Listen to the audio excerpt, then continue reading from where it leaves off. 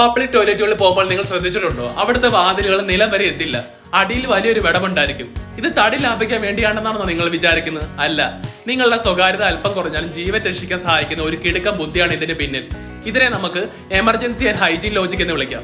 ഒന്നാമത്തെ കാര്യം, ഉള്ളിലിരിക്കുന്ന ആൾക്ക് എന്തെങ്കിലും ശാരീരിക അസ്വസ്ഥതയോ അപകടമോ സംഭവിച്ചാൽ പുറത്തുള്ളവർക്ക് പെട്ടെന്ന് തിരിച്ചറിയാൻ ഈ വിടവ് സഹായിക്കും. രണ്ടാമതായി, തറ കഴുകാനും വൃത്തിയാക്കാനും സൂക്ഷിക്കാനും ഈ ഡിസൈൻ അത്യാവശ്യമാണ്.